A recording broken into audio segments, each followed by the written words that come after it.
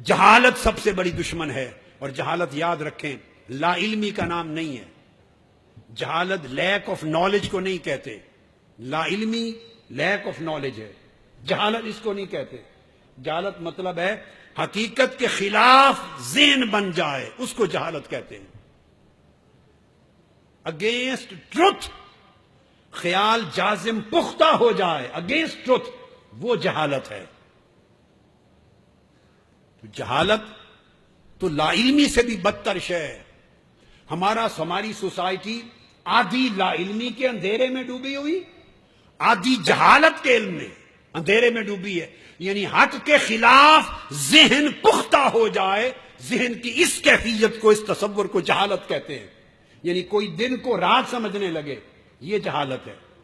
یہ جہالت نہیں ہے کہ اس سے پوچھیں وہ کہیں مجھے پتہ نہیں دن ہے یا رات ہے. اس کو جہالت نہیں کہیں گے کہ مجھے پتہ نہیں دن ہے یا رات ہے، پانی گرم ہے یا ٹھنڈا ہے، میٹھا ہے یا کڑوا ہے، مجھے پتہ نہیں. یہ جو پتہ نہیں ہے یہ لا علمی کہلاتی ہے، یہ جہالت نہیں ہے. جہالت اس سٹیٹ آف مائنڈ کو کہتے ہیں جہاں کوئی دن کو رات سمجھنے لگے اور جم جائے، کہے نہیں یہ رات ہے، رات ہی مانوں گا، وہ جہالت ہے. قوم ایک شخص کرپٹ ہو، بددیانت ہو، خائن ہو، ظلم کرنے والا ہو، اور لوگ اس کو اچھا سمجھنے لگے، یہ جہالت ہے. یہ جہالت نہیں ہے کہ پتہ نہیں اچھا ہے کوئی شخص یا برا ہے، یہ جہالت نہیں ہے. رات کو دن سمجھے، دن کو رات سمجھے، دس از اسٹیٹ آف اگنورینس، اس کو جہالت کہتے ہیں. اور اگر کوئی اس سے نکل آئے تو تردد میں آ جائے، if he is confused، تردد میں آ جائے.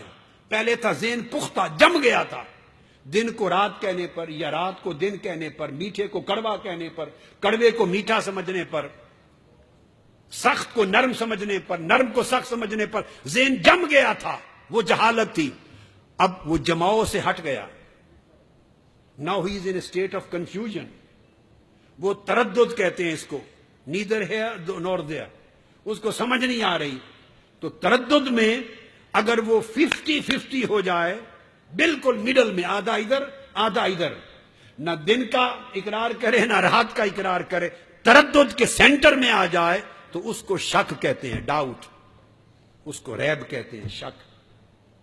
اور اگر وہ ٹورڈز ریالٹی بڑھ جائے، ٹورڈز ریالٹی بڑھ جائے تو اس کو ظن کہتے ہیں، ٹورڈز رائٹ. اگر ٹورڈز رانگ، غلط فہم کی طرف نیچے چلا جائے تو اس کو وہم کہتے ہیں، وہم. تو اگر کوئی شخص ایسے پروسیس سے گزرے کہ غلط جزم سے بھی نکل جائے، اس غلط جھوٹی ضد سے، وہم سے بھی نکل جائے، شک سے بھی کراس کر جائے، ظن کو بھی کراس کر جائے، اور حق کے حق ہونے کا یقین ہو جائے، اس کو علم کہتے ہیں. تو جب حق کی پہچان ہو، اس کی معرفت ہو، اور اس کے حق ہونے کا یقین ہو، جب علم یقین میں بدلتا ہے، انڈرسٹینڈنگ آپ کی یقین میں، اویئرنیس یقین میں بدلتی ہے، اس کو علم کہتے ہیں. اس لیے علم مردہ کو زندہ کرتا ہے، بے شعور کو شعور دیتا ہے، اندھے کو آنکھ دیتا ہے، اس کے اندر تحرک پیدا کرتا ہے، عزم پیدا کرتا ہے، اسے منزل کی طرف چلنے کا عزم دیتا ہے، اور وہ سوسائٹی میں کچھ نہ کچھ پروڈیوس کرتا ہے.